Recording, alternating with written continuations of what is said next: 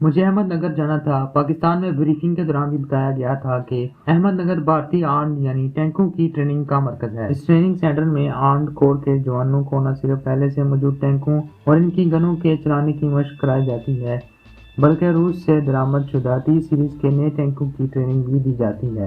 سرحدوں پر شادیوں میں ہوائی فائرنگ کرنے والے ماہر نشانچی اور ماہر اسلحہ ہرگز نہیں ہو سکتے۔ دوران جنگ سامنے سے آتی ہوئی ہزاروں لاکھوں گولیوں، بموں، گرد و غبار، دھوئیں، رات دن کی تمیز کیے بغیر پانی، کیچڑ اور بارش میں اسلحہ کا ٹھیک ٹھیک استعمال اور نشانہ لگانا، اسلحہ کھولنا، صاف کرنا اور پھر جوڑ کے ٹھیک ٹھیک نشانہ لگانے والا ہی ماہر کہلا سکتا ہے۔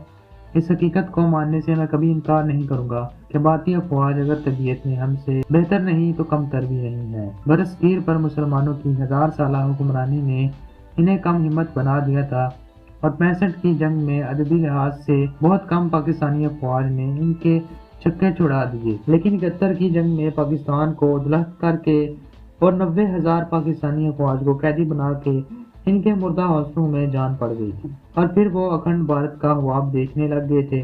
میرا مشن یہ تھا کہ میں احمد نگر کے ٹریننگ سینٹر میں جا کر نئے درآمدی ٹینکوں کے متعلق مکمل معلومات حاصل کروں کہ کون کون سی رجمنٹ یہاں کن ٹینکوں پر ٹریننگ حاصل کر رہی ہے۔ اس کے علاوہ یہ بھی معلوم کروں کہ ٹریننگ مکمل کرنے کے بعد یہ ریجیمنٹس کہاں جائیں گی اور کن انفینٹری ڈویژنوں کے ساتھ ان کو شامل کیا جائے گا۔ مجھے پوری طرح سے احساس تھا کہ یہ معلومات پاکستان کے لیے بہت اہم ہے۔ بھارت کے پاس ملکی ساختہ وجنی ٹینک بھی تھے جو بہت وزنی اور نقل و حرکت محسوس تھے۔ 65 میں بھارتی commander in chief general Chaudhry کو ان ٹینکوں پر بہت غرور تھا۔ انہیں سیاہ ہاتھی بلیک ایلیفنٹ کا نام دیا گیا تھا۔ دیکھنے میں یہ پہاڑ جیسا ٹینک پاکستانی آر بزوکا اور ہوائی جہازوں کے لیے سٹنگ ڈک یعنی بیٹھی ہوئی بطخ ثابت ہوا۔ بھارت کے پاس ان کے علاوہ فرانسیسی ساختہ AMX-13، روسی PT-76 اور روسی ٹی سیریز کے ٹینک تھے اور 71 کی جنگ کے فوری بعد روس نے بھارت کو ٹی سیریز کے بہتر کوالٹی اور کارکردگی کے ٹینک بھی دیے تھے، جبکہ ہمارے پاس پرانے امریکی شرمن پیٹن اور M سیریز کے ٹینک تھے۔ ٹریننگ کے بعد ان ٹینکوں کی ریجیمنٹس کو ہندو پاک بارڈر پر تعینات کیا جاتا تھا۔ پاکستان کے لیے ان ٹینکوں کی کارکردگی اور ان کی ڈپلائمنٹ پوزیشن سے آگاہی بہت ضروری تھی۔ مثلاً اگر T-57 بھارتی ٹینک کے سامنے ہم اپنے جنگ عظیم دوم کے فرسودہ شرمن ٹینک رکھیں تو سوائے اپنے ٹینکوں کی تباہی کے کچھ حاصل نہ ہو سکتا تھا۔ T-57 کے سامنے پاکستان کو امریکہ سے ملے M سیریز کے نئے ٹینک اور پیٹن ٹینک لانے تھے۔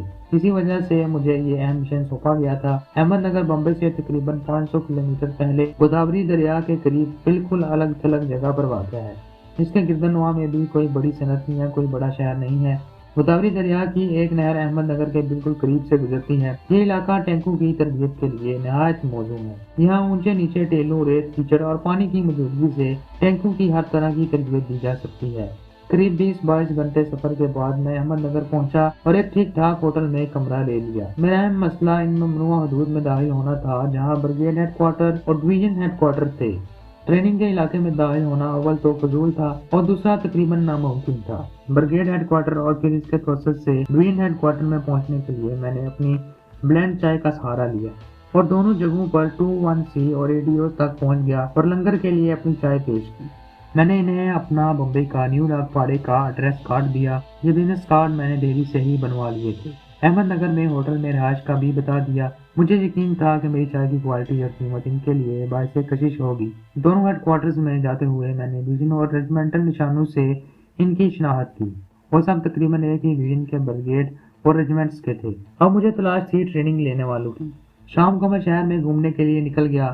میں نے سائیکل رکشہ لیا اور سارا شہر گھمانے کا کہا۔ ٹریننگ سینٹر کی جانب جہاں شہر کی حدود ختم ہوتی ہے وہاں چھاونی سے باہر شراب خانے تھے جہاں میں نے فوجی جوانوں کو اندر جاتے اور باہر نکلتے دیکھا۔ میں ایک شراب خانے میں داخل ہوا۔ وہاں مختلف ریجیمنٹوں کے نشان لگائے ہوئے فوجی موجود تھے۔ پاکستان میں ٹریننگ کے دوران چونکہ مجھے بھارت کی تمام ڈویژنوں، بریگیڈز اور ریجیمنٹوں کے نشان اثبت کرائے گئے تھے، اس لیے میں نے فوراً پہچان لیا کہ یہ سب مختلف ٹینک ریجیمنٹوں کے ہی جوان تھے۔ بھارت میں اس وقت فوجیوں کو ہر روز راشن میں 2 اونس شراب مفت ملتی تھی۔ ظاہر ہے کہ صرف 2 اونس شراب سے ان کا نشہ پورا نہیں ہو سکتا تھا، اس لیے چھاونیوں کے گرد شراب خانے بھی بنے ہوئے تھے جہاں دیسی شراب ملتی تھی اور وہیں پر یہ فوجی اپنی بقیہ طلب پوری کرتے تھے۔ میں نے ان شراب کے نشے میں جھومتے ہوئے فوجیوں سے اپنے مطلب کی باتیں بلوانے کا منصوبہ بنایا اور واپس لوٹ آیا۔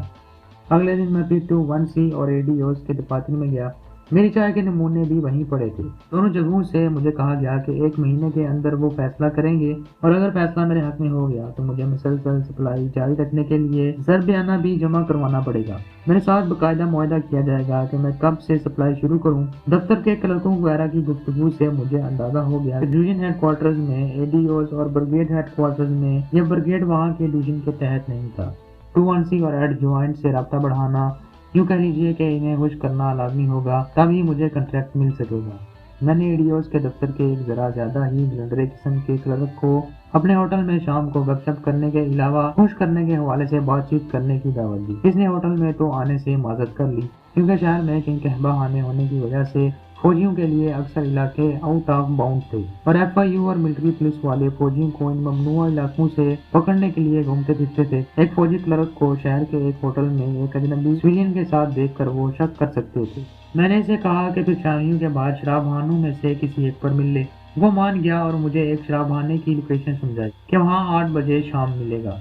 इसे दावत देने से मेरा एक मकसद तो हल हो गया कि मैं इन शराबखानों में अजनबी बनकर ना जाऊं, बल्कि कोई फौजी भी मेरे हमरा हो। एक बार वहां मुतारिफ हो गया तो फिर वहां दूसरों से अपने मतलब की बातें बुलवाने में ज्यादा दुश्वारी नहीं होगी। शाम 7:45 से पहले मैं शराबखाने जा पहुंचा और बाहर टहलने लगा।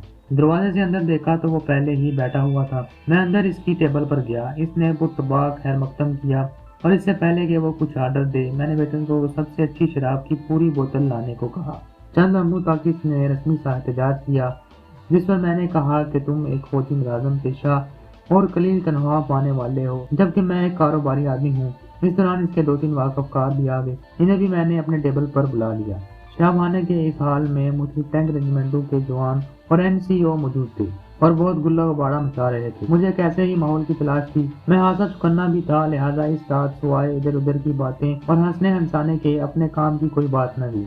वहाँ पर ही मालूम हुआ कि इस शहर का ये सबसे मकबूल शराबखाना है और तमाम शराबखाने रात 12 बजे लाजमी तौर पर बंद हो जाते हैं। खाने के लिए भी सबकी पसंद का आर्डर मैंने दिया और जब हम उठे तो 2-3 बोतलें डका चुके थे। इक्का दुक्का रिक्शे आ जा रहे थे। वो अपनी तरंग में छावनी की तरफ चले गए, जबकि मैंने एक रिक्शा पर होटल की राह ली। वहाँ का माहौल देखकर मैंने पूरा इरादा कर लिया कि अगली शाम से मैं अपने काम का आगाज कर दूंगा।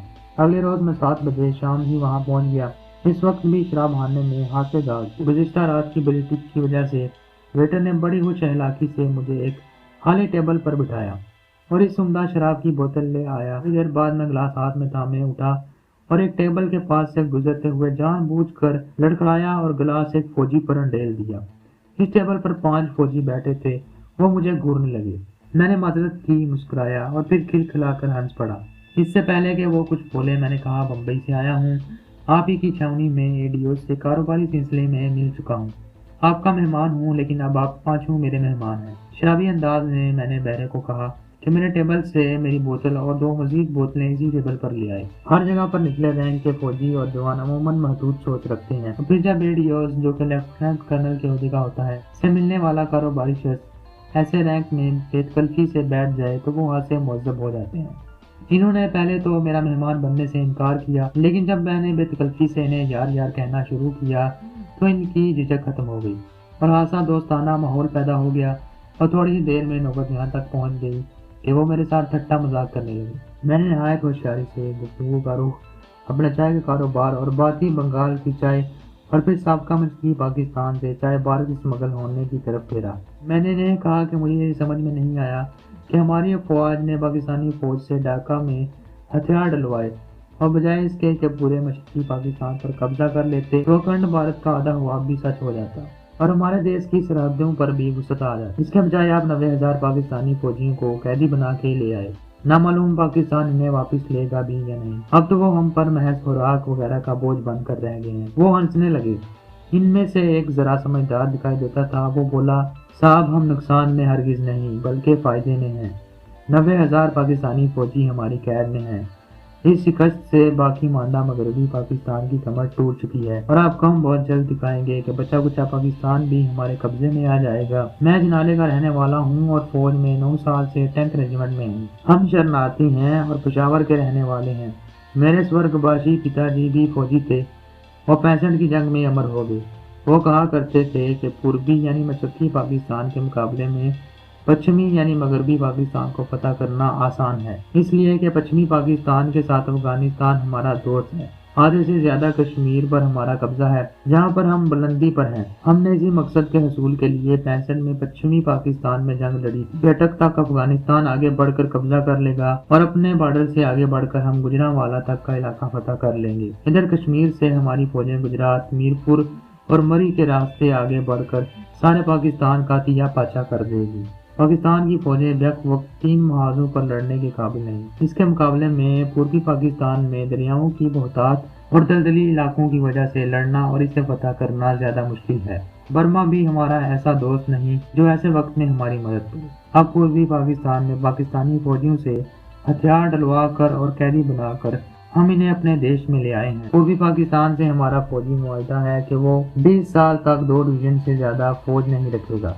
हमारे ज़ेरे एहसान मजीद की वहाँ हुकूमत है। अब पश्चिमी पाकिस्तान की फौज हमसे लड़ने से पहले 100 बार सोचेगी कि इनके 90,000 मुस्लिम फौजी पहले ही हमारी कैद में हैं। अनकरीब हम आपको एक और बड़ी फतह की खबर देंगे। गर्ज ये कि शराब के नशे में इसने हासी वाही तबाही बकी, और मैं सोच रहा था कि ये 1000 साल गुलाम कौम का फर्द यूं बड़ा कर ललका रहा है जैसे कभी अपनी शिकस्त का ख्वाब तक न देखा हो। अपनों की गद्दारी की वजह से एक शिकस्त ने हमारी 1000 साल फतवाहत और हुक्मरानी की दहशत को पाँच कर दिया था। जोश से मेरा खून उबलने लग गया। जी चाहता था कि बोतल तोड़कर इसी के टुकड़े से इसे जहन्नम वासिल कर दूं। मसलत और हसूल मकसद की वजह से मैं न सिर्फ खामोश रहा बल्कि इन बड़कों में इनका साथ भी देता रहा। दोस्तों, वीडियो पसंद आने की सूरत में हमारी वीडियो को लाइक जरूर कीजिएगा और चैनल को सब्सक्राइब करना मत भूलें। मिलते हैं अगले एपिसोड में, तब तक के लिए अल्लाह हाफिज़।